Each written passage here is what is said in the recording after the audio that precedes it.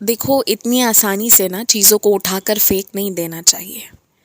अगर कोई चीज़ खराब हुई है, ज़रा सी खराब हुई है जिसका मरम्मत हो सकता है, तो मुझे लगता है कि मरम्मत करवाना चाहिए। बात बात पर चीज़ों को उठाकर फेंक देना, हटा देना, फिर उसका दूसरा सामान लेकर आना, इन सब में खर्च भी बहुत होते हैं और खर्च से ज़्यादा परेशानी बहुत होती है, मानसिक तनाव बहुत होता है।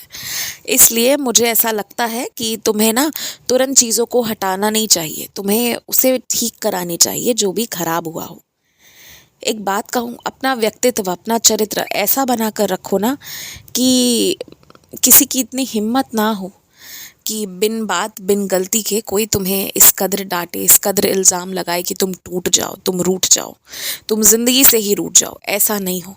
इसलिए ना जब भी कोई तुम्हें कुछ गलत बोले तो अपने लिए भी आवाज़ उठाओ। बहुत ज़रूरी है अब ये करना। अगर कभी भी कोई तुम्हें कुछ कहेगा जो तुमने गलत नहीं किया है, तो ज़रूर सफाई में, कड़े शब्दों में सफाई देना और उतना ही बोलना जितना तक उस व्यक्ति को समझ में आए। अगर समझ आना बंद हो जाए तो सफाई भी देना बंद करना, लेकिन किसी की गलत बातों को मत सुनना।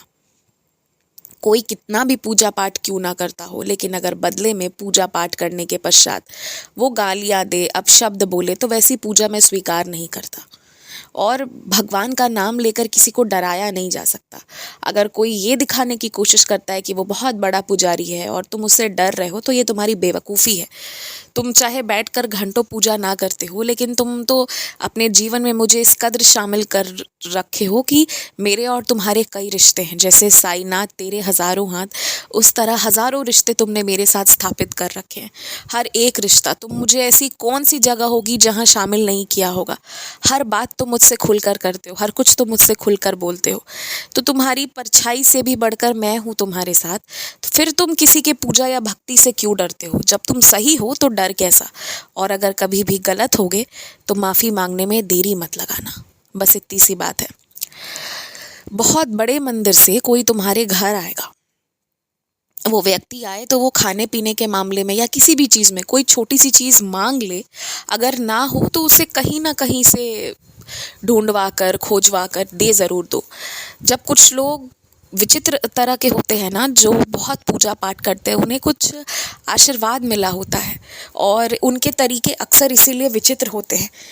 उन परिस्थितियों में व्यक्ति, जो भी उस तरह के व्यक्ति तुम्हारे घर आए, उनकी जो भी इच्छा हो बस उसे पूरी कर दो, ज़्यादा सवाल किए बिना, क्या, क्यों, किस लिए।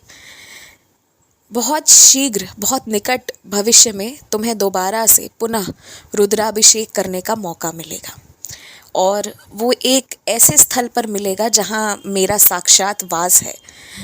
तो कोशिश करना, अगर तुम्हारा शरीर साथ दे, सब कुछ सही रहे, समय भी सही रहे, तो ज़रूर जाना। जब भी महादेव की पूजा हो तो तुम महादेव को बहुत मानते हो या नहीं मानते हो, इससे कोई फ़र्क नहीं पड़ता, लेकिन वो महादेव हैं, देवों के देव हैं। जब भी उनकी पूजा हो तो उसमें एक प्रयास किया करो कि शामिल हो जाएं। और बाकी तो ऊपर वाले की इच्छा तुम्हारे लिए बहुत नेक है, बहुत अच्छी है। तुम्हें भविष्य के लिए घबराना नहीं चाहिए। तुम्हारे भविष्य में सब कुछ तुम्हारे मन के अनुसार लिखा है और तुम्हें वर्तमान में भी हड़बड़ाना नहीं चाहिए। थोड़ी सी सबूरी रखोगे ना, तो जैसे रिश्ते, जैसे लोग अपने आसपास चाहते हो, ठीक वही तुम्हें प्राप्त होगा। और निकटतम भविष्य में मुझे ये भी दिख रहा है कि ऊपर वाले की मेहरबानी से तुम कोई बहुत बड़ी खरीदारी करने वाले हो। वो खरीदारी जब भी करने जाना तो ज़्यादा लोगों को बता कर मत जाना, क्योंकि मैं तुमसे वही खरीदवाऊँगा जो तुम्हारे लिए सदैव उचित रहेगा। एक बार खरीदारी हो जाए उसके बाद चुनिंदा लोगों को बताना। और खरीदारी कोई भी हो, हमेशा मंदिर जाकर शुक्राना करना किसी को नहीं भूलना चाहिए। तुम्हें तो बिल्कुल भी नहीं। आयुष्मान भव।